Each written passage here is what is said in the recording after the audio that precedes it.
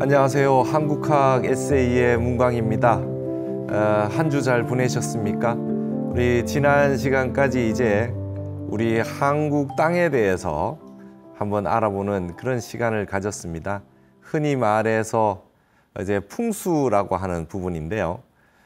그 부분을 현대적으로 다시 재해석하고 우리가 이것을 어떻게 보아야 될 것이냐. 그리고 한국 불교를 공부하고 여러분들의 이 많은 성지순례를 다니시다 보면 명산 대차를 가보면 전부 그 사찰을 그곳에 창건하게 된 어떤 그 모종의 원리 같은 것을 발견하게 되는데요. 그것을 동양에서는 풍수지리학이라는 표현을 쓰고 있습니다. 그래서 그 내용들에 대해서 여러분들도 좀 많이 제대로 좀 아셨으면 좋겠다. 그리고 한국학 에세이에서 처음으로 종교지리학이라고 해서 이 우리의 땅이 과연 어떠한 땅이며 이러한 특색을 가지고 있는 땅에서는 어떤 사상과 그런 인물들이 나오게 되는지 그 부분을 한번 우리가 고찰해 보고 있는 그런 시간들입니다. 지난 시간에 제가 말씀드렸듯이 백두대간 세계 단전이라고 했는데요. 우리나라 백두대간이 전 세계 단전이다. 우리나라의 한국인의 우수성을 설명할 수 있는 한국인의 특수성과 한국인이 한국인임을 자긍할 수 있는 그런 정신적인 능력, 그리고 우리가 가지고 있는 힘 같은 것이 어디서 솟아나오느냐. 한국 땅이 많은 성현을 배출할 수 있는 그런 좋은 땅이다. 그리고 이런 70%가 산으로 되어 있다고 하는데 이 산에 엄청난 기운을 받아서 그리고 바위라든지 산맥이라든지 이런 모습들을 보면서 우리 한국인들의 기상과 그리고 정신이 이런 자연에서 우러났다라고 하는 것을 한번 좀 강조해서 말씀을 드렸습니다. 이 우리나라 백두대간도 전 세계에 수없이 많은 단전이 존재하겠지만 그 중에 하나다라고 충분히 이야기할 수 있다라는 말로 제가 만들었었던 백두대간 세계단전이라는 이야기를 지난번에 말씀을 드렸습니다. 여러분 자긍하십시오. 우리나라도 전 세계에 중요한 하나의 혈처가 된다. 중요한 진열 명당이다. 한국 땅에 오면 사람들이 땅이 나쁘다고 얘기하는 외국인은 하나도 없어요. 산천이 좋고 서울에 왔는데 오자마자 인천공항에 내려서 공항버스를 타고 혹은 다른 차를 타고 이렇게 올림픽대교를 통해 가지고 이렇게 오면서 한강을 보면서 그런 얘기를 합니다. 야, 세계의 수도 가운데 수도 한복판에 이렇게 엄청난 수량을 자랑하는 그런 한강 같은 이런 강이 있는 나라가 몇 개국이 되느냐.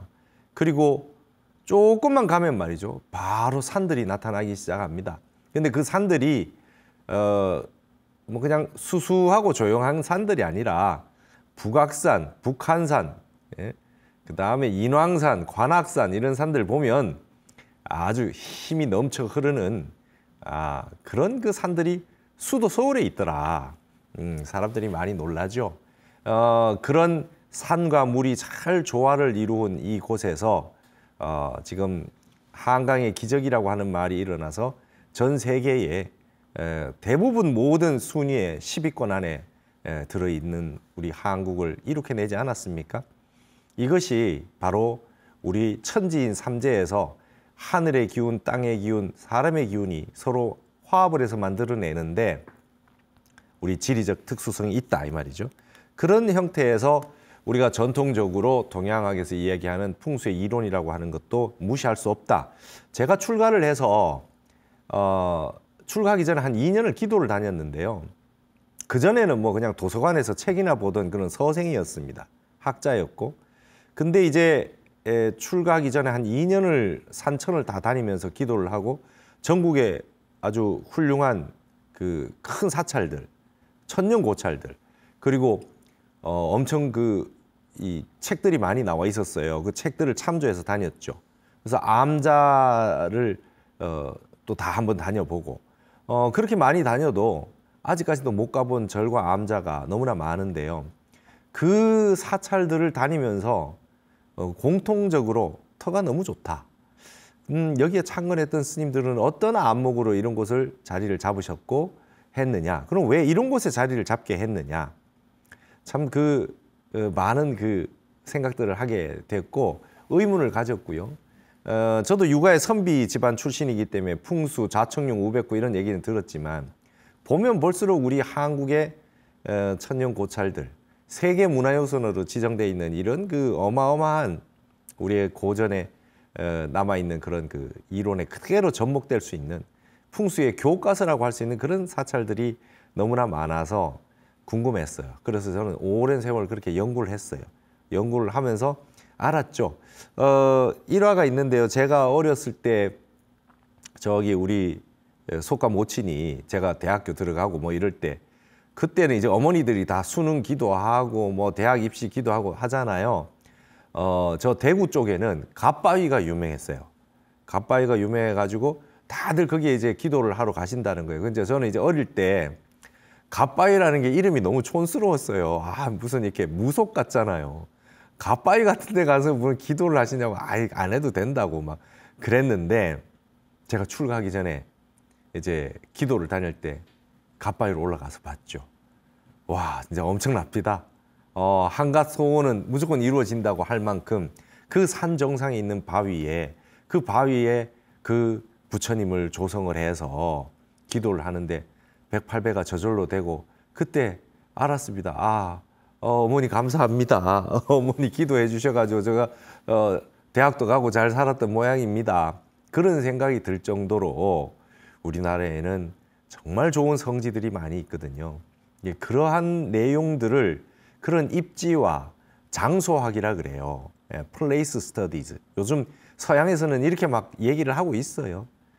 근데 제가 이 동국대 불교학술원의 HK 연구단에 있으면서 세계의 이제 학술 대회를 많이 나가면서 저는 외국을 별로 나가보지 않았는데 나가보면서 외국을 보니까 외국의 좋은 사찰들 그리고 아주 이 유명한 장소들 그리고 유명한 대학들 이런 데는 정확하게 명당에 다 있습니다.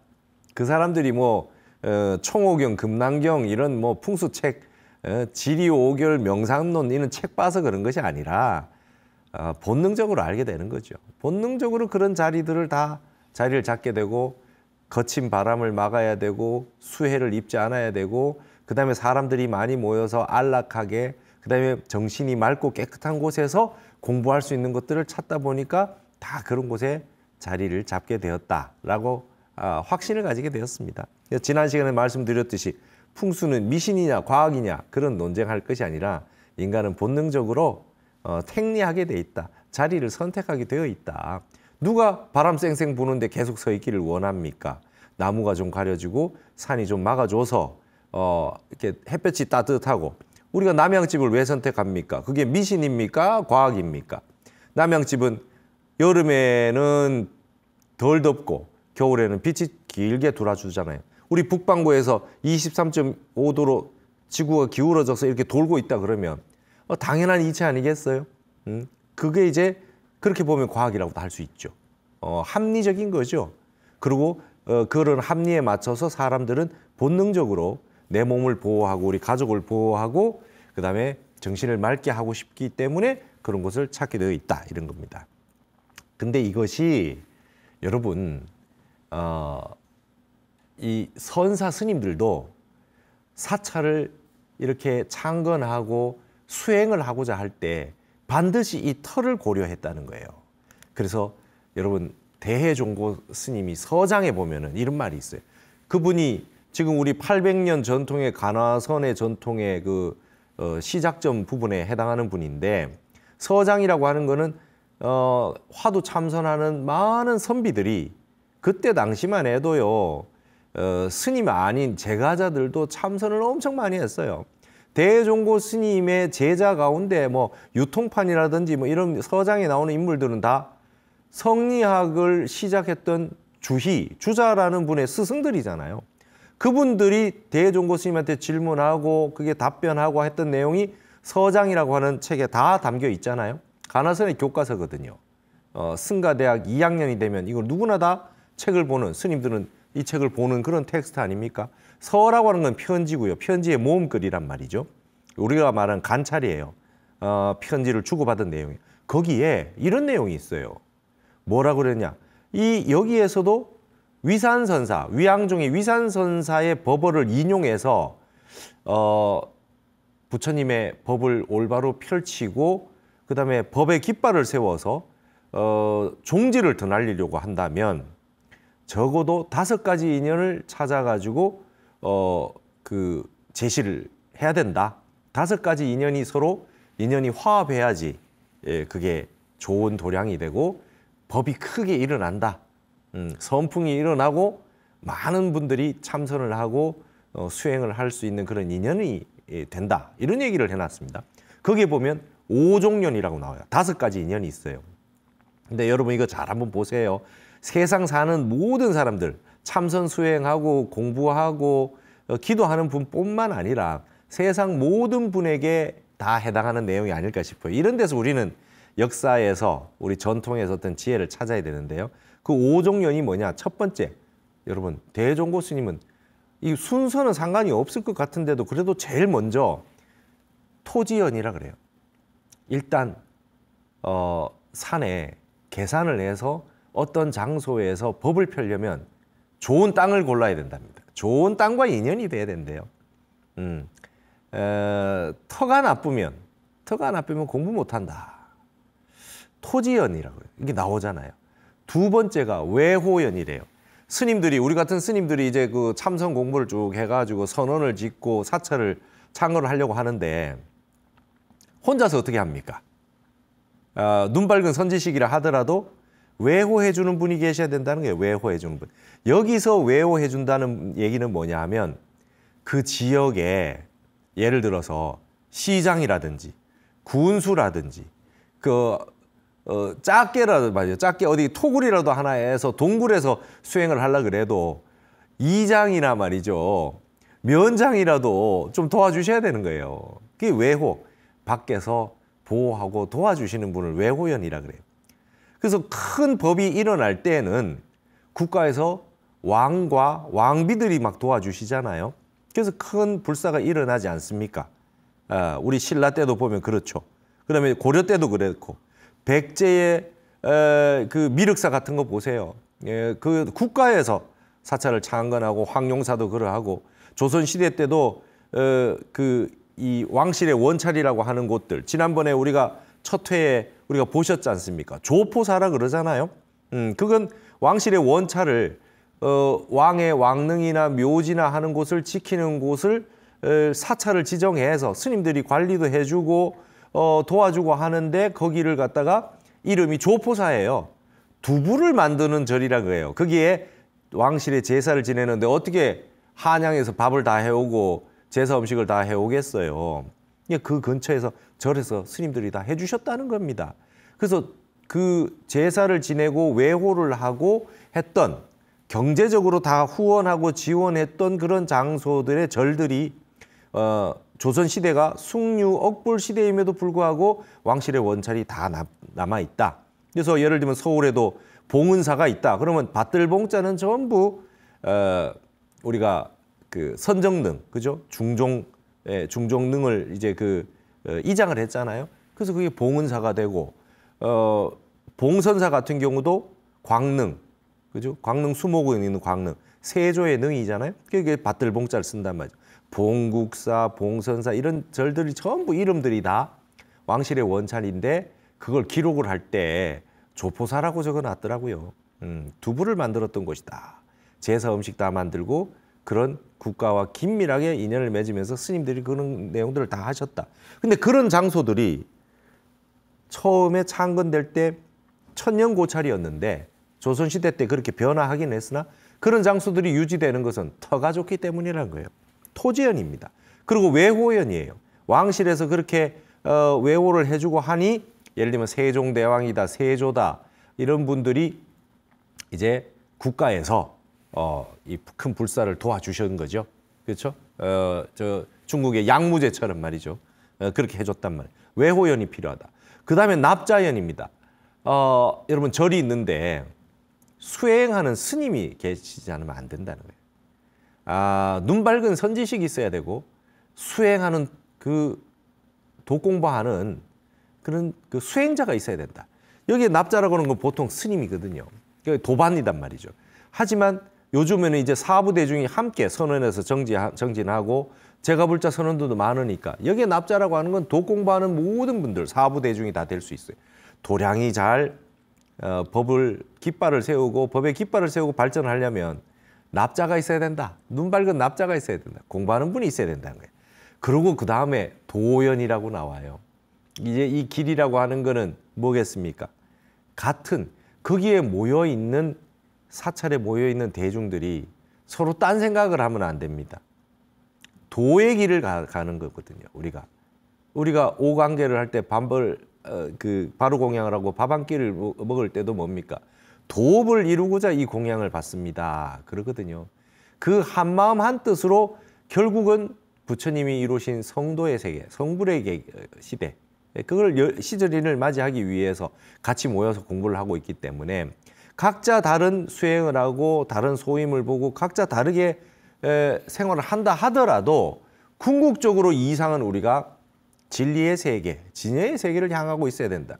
도의 인연이 있어야 된다는 거죠. 생각을 달리하고 전혀 다른 마음을 먹고 있고 화합이 안 되고 이렇게 돼가지고는 법이 펼쳐질 수가 없다. 대중화합이 가장 중요하다. 화합승가. 우리가 살아도 가정도 그렇잖아요. 가정에서도 가족이 화목하지 못하고 부모님이 서로 사이가 안 좋으면 아이들이 좋은 그 공부를 못하고 어렸을 때 마음이 안정이 되지 않지 않습니까? 이 같은 목적을 향해서 달려나가야 된다. 그 다음에 단월연이라 그래요. 단월이라고 하는 건 우리 시주해 주시는 신도분이 없으면 그 절이 발전할 수가 없다. 큰 스님이 계셔가지고 그 법을 펼치려고 한데도 기와장 한 장이라도 그거 다 돈이 드는 거 아닙니까? 그 어떻게 스님들이 이 탁발로만 가지고 해결을 할 수가 없거든요. 그래서 단월이 필요하다. 예전에 어떤 독공부를 한 스님이 공부가 다 됐대요. 공부가 다 됐는데 산중에 계신데 아무도 찾아오지 않는다는 거예요. 이게 시주의 인연이 있어야 되고 외호가 있어야 되고 납자가 있어야 되고 이런데 아무도 찾아오지 않더라는 겁니다. 그래서 스님이 가만히 참선해서 들여다봤더니 전생에 수행만 너무 하셨고 복을 안 지었더래요. 그래서 이 스님이 복 지을 방법이 없으니 여름에 우통을 다 벗고 모기한테 한여름 석 달을 모기한테 뜯겨 주셨대. 그러니까 피를 보시한 거죠, 그죠? 모기한테 그렇게 참선을 하시면서 그냥 선정에 들어가지고 그냥 모기한테 다 그냥 뜯기고 났는데, 그러고 났더니 갑자기 말이죠. 신도들이 오는데 모기 때처럼 오더라는 거예요. 그런 얘기들이 있습니다. 복과 지혜를 함께 닦아라. 그러니까 이 복이 있어야 되는 거죠. 그래서 이제 단월이 없으면 안 된다. 그러니까 이거를 여러분 가정생활이나 사회생활에서도 한번 다 보십시오. 무슨 사업을 하시거나 어떤 공적인 일을 하시거나 학문을 하거나 공부를 하거나 해도 내 혼자 할 수 없죠. 같이 공부하는 납자가 있어야 되고 그 공부하는 목적이 순수하고 근원을 향해서 가는 도의 그 입도하는 마음, 입지의 마음, 발심하는 마음이 있는 같은 길을 가고자 하는 그런 그 인연이 없으면 안 되고, 그 다음에 누군가 좀 이 세상 혼자 사는 게 아니잖아요. 누군가 좀 도와줘야 됩니다. 외호가 있어야 되고, 그 다음에 사찰이 그 지역에서 발전을 하려면 관공서라든지 그 지역 단체, 시민 단체 도움을 좀 얻어야 됩니다. 그리고 실질적인 그 비용을 후원해주는 그 단월 후원자가 있어야 된다. 그런데 그 중에 처음이 다 갖춰져도 이 땅이 안 좋으면은 이게 헛일이라는 거예요. 신도가 많아서 절을 잘 짓고 다 했는데도 땅이 안 좋으면 사람들이 모여들지 않고, 여러분 이 사람은 말이죠. 이 길을 다 느끼잖아요. 여러분 가서 다 느낄 수 있지 않습니까? 여기 너무 좋은 것 같습니다. 여기는 조금 으스스하고 막 그냥 다음에 가고 싶지 않은데요. 하는 것이 있고, 아무리 멀고 산골짜기라고 하더라도 갓바위를 그렇게 힘들게 올라가는데도 그거 좋았기 때문에 다시 간단 말이죠. 차도 안 다니고 걸어서 3, 40분을 올라가야 되는데도 불구하고 그 다 가게 되는 이유는 터가 좋기 때문이죠. 토지연이란 말이에요. 이런 그 강력한 우리 수행하시는 스님들도 지도하시는 스님들 이렇게 한다. 그래서 예전에 어른 스님들, 큰 스님들은 도량을 열어서 수행을 하시려고 할 때, 시키려고 할 때 제자들이 어디서 공부를 하면 좋겠느냐? 터를 잡는 거죠. 여러분, 불교만 그런 게 아니에요. 여러분, 안동의 그 도산서원 같은데, 하회의 이 병산서원 같은데 서원 향교 가보십시오. 아주 정확하게 명당에 다 들어서 있잖아요. 공부를 잘할 수 있도록 기운을 받쳐줘야 돼요. 우리가 어떤 공부를 할 때 고비가 오죠. 고비가 와서 넘어가서 안 되는 어떤 산에 봉우리라도 깔딱고개가 있는데 그때를 넘어가야 되는데 터가 졸립지 않게 해주고 에너지를 주고 말이죠. 기운을 주고 마지막 올라갈 수 있도록 힘을 주는 그런 터의 기운을 받아야 향상일로의 세계를 뚫고 지나간다. 투과한다 말이죠. 화두를 뚫고 나의 그 한계를 뚫고 올라갈 수 있는 힘을 땅의 힘을 통해서 받을 수 있단 말이죠. 그런 게 이제 우리 전 세계에 있는 공통점인 것 같습니다. 전 세계에 있는 대학들도 다 제가 나중에 외국에 가서 사진 찍은 것들 다 보여드리겠습니다. 정말 명당들에 다 위치하고 있더라. 근데 육조 해능 스님이 얼마나 대단한 분입니까? 우리 지금 조계종이잖아요. 조계산의 육조 해능을 이름을 걸고 있는 우리게 조계종인데 그게 보면 토지연의 일화가 나오잖아요. 그 바루를 받아가지고 오조에게 바루를 받아가지고 가고 있는데 뒤쫓아왔단 말이죠. 이 바루를 그 전법하는 바루를 빼앗으려고 그리고 가해를 할지도 모르는데 육조 스님이 바루를 바위에 놔뒀더니 바루가 잡아도 꿈쩍하지 않더라. 그래서 그 쫓아왔던 해명 스님이 이분이 진짜 도가 있는가 보다. 행자에게 법을 줬다고 하지만 이분이 도가 있는가 보다 하고 갑자기 말을 딱 바꿔서 왜 찾아왔느냐 했더니 스님에게 내가 가르침을 받기 위해서 왔다. 이렇게 말을 바꾸지 않습니까? 그랬더니 육조 해능 스님이 불사선 불사악이라 선도 생각하지 말고 악도 생각하지 마라. 지금 솔직히 말하면 나를 해하러 온 사람 아닙니까? 악의 마음을 가지고 왔잖아요. 근데 선악이 본래 끊어진 세계가 있다. 그 세계를 향해서 나가라. 그 말 자체에 큰 가르침도 있지만 자비도 있는 거 아니겠어요? 선도 생각하지 말고 악도 생각하지 마라. 불사선 불사하라. 그런 말을 해줬단 말이죠. 근데 거기에 우리가 주목하지 않는 게 한 가지 있죠. 육조 해능 스님이 이 해명에게 했는 말이 봉원즉지하고 우몽즉거하라 이런 말을 했다는 거예요. 원자가 들어간 땅을 만나면 멈추고 몽자가 들어간 땅을 만나면 거하라.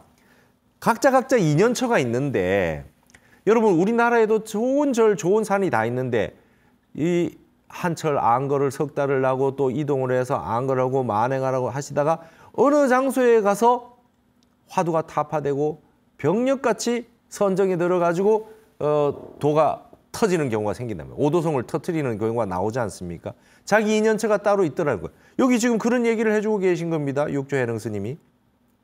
우리나라에도 예를 들어서 여기서 공부 열심히 다 했는데 공부가 터지는 데는 이제 다른 데 가서 터진단 말이죠. 그런 경우가 많지 않습니까?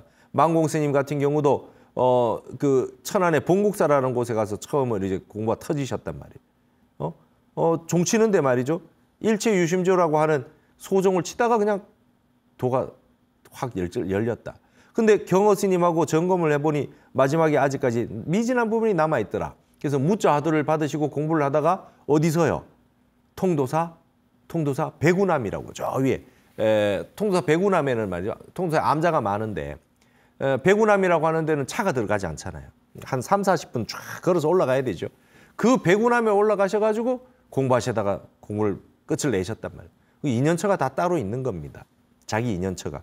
그러기 때문에 여러분 우리가 성지순례를 해서 많은 곳을 다닙니다. 내한테 인연처가 되는 곳이 어디 있느냐. 어디 갔더니 공부가 특별히 잘 되는 곳이 있고 몸이 확 열리는 곳이 있고 머리에서 막 폭포수가 쏟아지듯이 그렇게 머리가 시원한 곳이 있고 어디 가서 기도를 했는데 막 공부를 했는데 병이 낫는 곳이 있고 그래서 이제 인연처를 찾는 거. 이게 토지연입니다. 나도 이제 이곳저곳을 찾아보고 공부를 해봐라. 만행을 하라라는 내용은 다 여기에 있죠. 그래서 여러분들 성지순례를 다니시는 거죠. 이런 것들이 다 땅과 관련된 거다. 공부하는데 내 힘만으로 가지고 되는 것이 아니다. 이러한 많은 인연들이 있어야 그것이 모여서 공부가 열리게 된다라고 하는 겁니다. 그런데 그 땅 중에 우리나라가 엄청 좋은 땅이라는 겁니다. 제가 연구를 해보니, 한국 불교를 연구를 해보니 이 한국 땅만큼 좋은 땅이 없더라는 거죠. 그래서 그 삼국유사에 언급된 가운데 명당이라는 말이 나오는 것이 바로 오대산이에요. 오대산, 월정사, 상원사, 정멸복음 그쪽이 이제 우리 역사서에 조선 이전에 고려시대, 그다음 그 이전에 삼국시대, 통일시대 이럴 때 이미 말이죠. 이 명당이라는 얘기가 막 나옵니다. 뭐라고 나옵니까? 오대산이죠. 대산, 월정사, 오류성중. 월정사에 가면은 오대산에 가면 거기 문수보살이 상주하는데 그 내용들이 이런 스님께서 다 기록을 해놓으면서 뭐라고 했느냐? 상지자운하되, 상지자, 땅의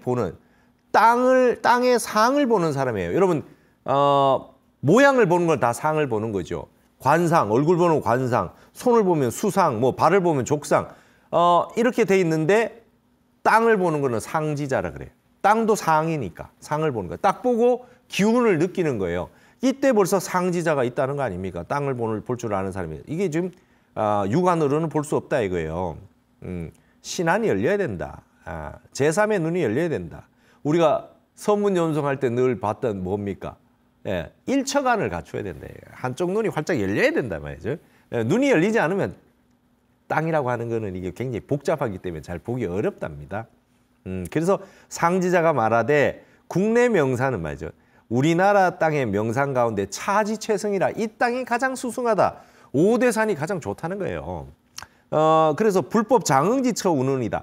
그 불법 장흥, 불법이 영원히 길게 흥할 땅이라고 그러는 말을 했는 적이 있다. 이련 스님이 그때 당시에 고려시대 때 삼국유사 쓰실 때 이미 땅 보는 사람이 이런 말을 해놓은 것이 있다라는 말을 먼저 한 거예요. 자장율사가 중국 문수보살에게 오대산에서 사리를 받아와서 그대의 땅에 가면은 동북방에 감방, 주역에서 말하는 감방에, 이게 삼국유사에 있는 말입니다. 감방에 명주 지역에 가면은 아주 좋은 명당이 있으니까 거기에 가서 이 사리를 봉안하라라는 얘기를 터를 열으라고 하는 얘기를 중국에 가서 한 노인에게 들었단 말이에요. 근데 그분이 문수보살의 화신이었다는 거죠. 그래서 자장율사가 우리나라 찾아와서 다시 와서 지금의 월정사 오대산 지역에 가서 이렇게 사리를 모시고 그렇게 불법을 열었다는 말이 있는데 그걸 기록하면서 이련 스님이 오대산이라는 곳이 가장 명당이다. 수승한 곳이고 불법이 아주 크게 일어날 곳이다. 여러분 지금까지 오대산이 얼마나 불법이 장흥돼 있습니까? 그 하남 스님, 타너 스님의 지금 문도가 지금도 불법을 환하게 열어가지고 지금 오대산이 얼마나 성지로서 멋진 그 불법을 펼치고 있습니까? 그런 내용들이 이게 지금 옛날에 벌써 다 있었다. 근데 벌써 땅 얘기를 하고 있단 말이죠. 그 다음에 이런 내용도 있어요. 삼국유사에 보면은 다른 겁니다. 오대산에 오만 진신이 산다라고 하는 게 탑상제사라고 하는 탑에 대한 얘기 나오고 하는데 이 부분이 나오는데 여기에 무슨 말이냐. 차산 내 백두산지 대맥이다. 이 산은 오대산은 백두산의 큰 맥이다. 여러분 제가 백두대간이라는 말을 쓰는 건 이런 걸 그 기준으로 해서 쓰는 겁니다. 이게 벌써 이련 스님이 이런 말씀을 쓰셨잖아요. 백두산의 대맥이다. 우리 산은 낱낱이 끊어진 게 아니라 큰 우리 몸에 그 백회에서부터 척추가 있듯이 이렇게 쭉 흘러 내려오는 그 큰 맥을 가지고 있는 곳이다. 중요한 맥이다. 이게 오대산은 중요한 맥이다. 각대의 진신상주지지라 각대의 5대의 동서남북 가운데에 예를 들면 동대에는 관음함이 있고 그 다음에 남대에는 지장함이 있어 비구니 스님 선원이 있잖아요. 북대에 미르감이 있고 나홍 스님이 거기에 정진하셨던 서대에 연불함이 있고 그리고 정멸복음 올라가는데 상원사에서 조금 올라가면 중대 사자함이 있고 동서남북 중이 있는데 이게 5대거든요. 이 5대는 진신이 상주하는 곳이다. 문수보살이 진신이 상주한다. 문수보살이 항상 거기 상주하고 계신다. 그런 이야기들이 삼국유사에 있는데 여기에 이런 말을 하잖아요. 오대산은 백두산의 대맥이다. 이렇게 나와 있다는 거예요. 우리나라의 최고 명당 길주로서 이렇게 손꼽혀고 있었고 그때 당시에 누구나 다 알고 계셨다.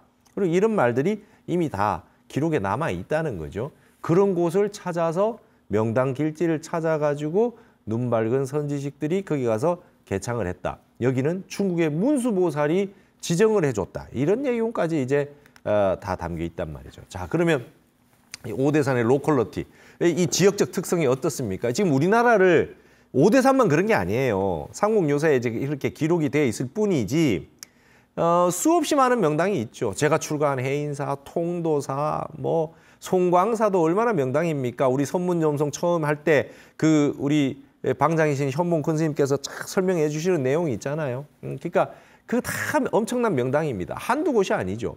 그런 명당 길지의 그곳을 대표해서 지금 오대산을 잠깐 보는 것이죠. 지금 오대산의 로컬러티라는 게 지난번 말했던 종교지리학, 릴리저스 지오그라피, 혹은 지리 역사, 지오 히스토리컬 스터디, 그다음에 공간학, 스페이스 스터디즈 이런 내용들에 입각해가지고 서양 사람들이 이제 분석하기 시작한 거예요. 오대산이 왜 그런가? 통도사가 왜 그런가? 그게 왜 그렇게 송광사 같은 경우는 16국사가 왜 나오셨는가? 이런 것들을 잘 분석하는 거죠. 해인사 같은 곳에 왜 팔만대장경이 왜 거기 모시게 됐느냐? 여러분 해인사 같은 경우는 아직까지 교통이 불편하잖아요. 지금도 교통이 불편해요. 예전에는 그 해인사 홍유동 계곡에다가 보면은 이게 바위에 선비들이 한 번 다녀가면서 이름을 새겨놔요. 다시는 여기 오기 힘들다면 가마 타고 걸어서 오고 말이죠. 요즘은 차로 금방 갈 수 있지만 얼마나 그 외집입니까? 그런데 팔만대장경이 모셔져 있거든요. 지금도 교통이 불편한 편입니다. 뭐 통도사는 KTX가 있어가지고 통도사에 가기가 쉬워졌지요. 근데 옛날에 생각을 해보십시오. 그런 곳에 팔만대장경을 모셔놨다. 이게 전부 다 로컬러티다 말이죠. 공간학이고 장소 학문입니다. 그런 곳에 보관을 해야 이게 오래 지속될 수 있지 않겠습니까? 그래서 한국의 오대산은 이제 불교의 문수 성지고, 그 다음에 조선 왕조실록을 보관했던 사고가 있어요. 여러분 왕조실록을 한양에만 가지고 있으면은 한질이 불타버리면 그게 없어지잖아요. 그래서 태백산에도 모시고 적성산에도 모시고 이렇게 모시는데 아주 좋은 곳에, 그 다음에 훼손이 되지 않을 곳에, 그런 곳을 국가에서 잘 선별을 해서 모시지 않았겠어요? 예, 오대산에도 사고가 있었어요. 오대산 사고지가 있어요. 그 터가 굉장히 실록을 모셨다고 해서 그저 모신 게 아니라 그 터가 굉장히 좋았어요. 그래서 제가 모셨던 우리 노스님이 해암 큰 스님이 오대산 영감사 토굴이 있어요. 지금은 토굴이 남아있지는 않지만 터가 남아있습니다. 예전에는 그 사고를 모셨다라고 하는 곳이지만 거기에 영감사 토굴이라고 하는 터에서 거기에서 오도성을 푸셨어요. 37일간 그냥 화두가 성성적적하게 지속이 돼서 화두를 타파하고 나오셔가지고 오대산에 영감태 토굴에서 그 오도성을 지으신 겁니다. 그게 이제 멋진 오도성으로 남아있죠. 그런 것이 보면은 유교다 불교다 할 것 없이 이런 터를 잡는 데 있어서는 특별한 어떤 안목이 있는데 그걸 다 토탈해서 이제 이 종교 지리학이라 그러고 풍수학이라 하는 겁니다. 그래서 오대산에는 유교의 사고도 있고, 그 다음에 불교의 이렇게 문수 성지도 있고, 그 다음에 도교와 무속까지도 다 담고 있다. 지난번에 말했듯이 그 산이 불교가 들어가면 불교의 성지가 되고, 도교가 들어가면 도교의 성지가 되고, 유교가 들어가면 유교 성지가 된다. 그런 장소들이 전 세계에 다 곳곳이 많이 있더라는 거예요. 그게 이런 게 이제 우리가 한번 장소의 힘이라고 하는 말이 파워 오브 플레이스라고 했던 그 하버드대 교수의 그 말에 적합한 곳 가운데 하나가 오대산이 아니겠느냐, 이렇게 생각해 볼 수 있다는 것이죠. 자, 여러분 사진 한번 보십시오. 눈 덮인 그 빨갛게 동그라미 쳐놓은 게 정멸보궁이에요.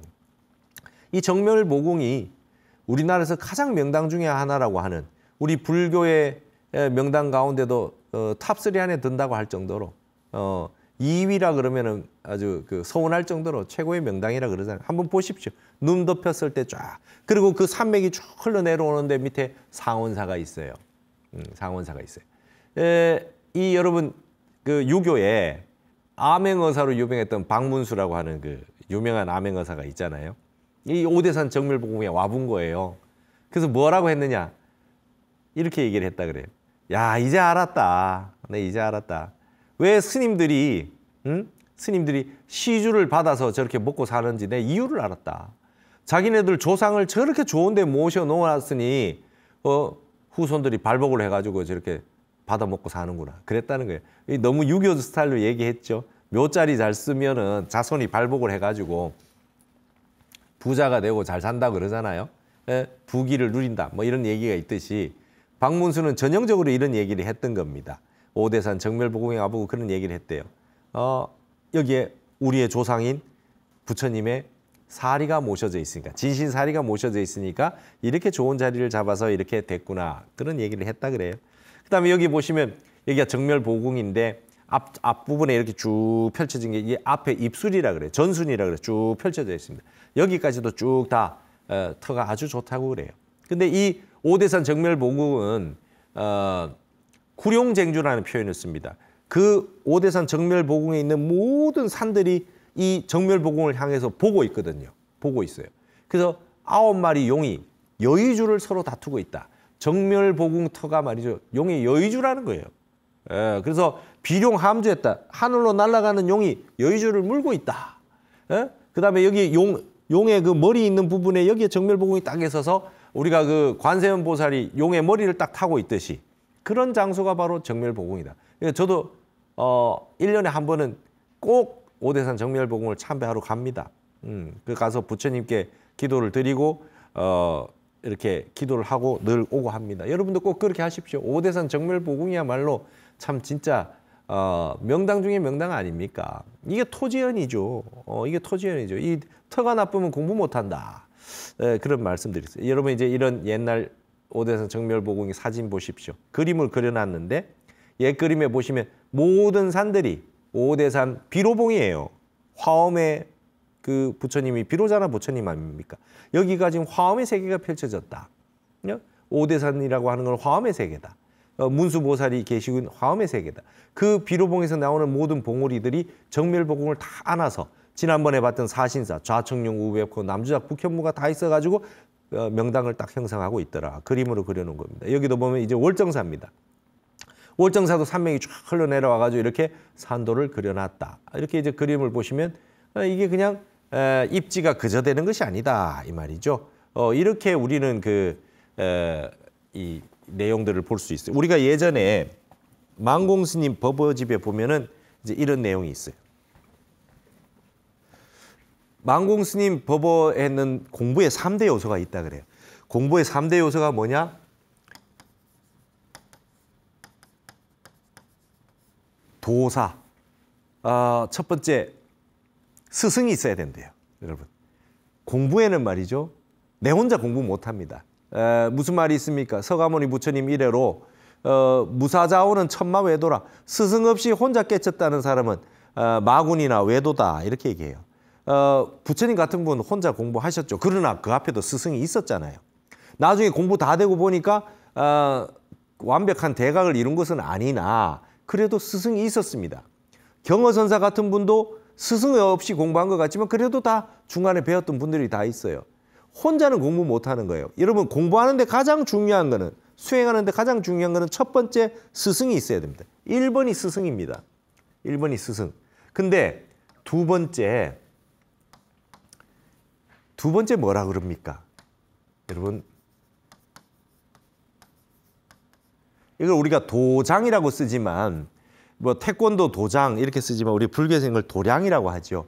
두 번째가 도량이랍니다. 스승이 있고 난 다음에 두 번째 중요한 거는 정진할 때 중요한 건 터가 좋아야 된대요. 왕대밭에 왕대 난다는 거예요. 왕대밭에 왕대 난다. 사자굴에서 사자가 난단 말이에요. 사자굴에 다른 동물은 없어요. 사자굴에 여우가 살 수는 없죠. 왕대밭에 왕대 납니다. 인거는 지령입니다. 위대한 인물은 그만큼 훌륭한 기상이 있는 곳에서 자라고 보면서 산을 보면서 산맥을 보면서 바위를 보면서 그런 거 보면서 사람이 이렇게 마음이 넓어져서 호연지기가 활짝 펼쳐지는 겁니다. 호연지기가. 이제 맹자의 호연지기라는 말을 쓰지 않습니까? 호연지기라 그래요. 공부하는데 이 기상이 없이 어떻게 하겠습니까? 어려움이 있고 한계가 있고 장애가 와도 극복하는 힘을 땅의 힘을 받아야 됩니다. 그 다음 세 번째가 도반이라 그래요. 나 혼자 공부 못합니다. 스승이 있지만은 그래도 함께 공부하는 도반이 있어야 된다. 그래서 부처님이 아난존자에게 질문을 했을 때 얼마만큼 공부를 시켜주는 것 같으냐. 아난존자가 공부의 반은 대중들이 시켜주는 것 같습니다 하니까 부처님께서 아니다. 공부는 대중들이 100% 전부 다 시켜주는 거다. 도반이 있다. 근데 여러분, 그럼에도 불구하고 스승이 있고 도반이 있음에도 불구하고 도반보다도 도량을 더 높은 자리에 만들어 놨어요. 그러니까 터가 이상한 곳에 가면 사람들이 이상한 짓을 한다 이거예요. 좋은 터에 가야 아까 말한 위대한 호연지기의 기상이 나와가지고 맑은 마음, 좋은 마음을 내게 된단 말이죠.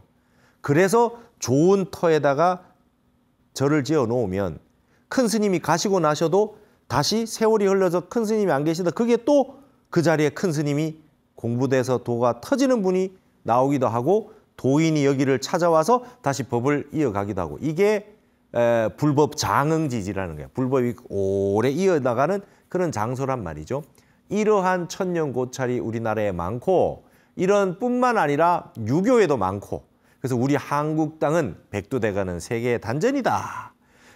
우리나라 곳곳을 다니면은 여러분 다른 전 세계 그 어디를 가는 것보다도 여러분 한국의 산하와 명산 대차를 가서 실망했다는 사람은 없어요.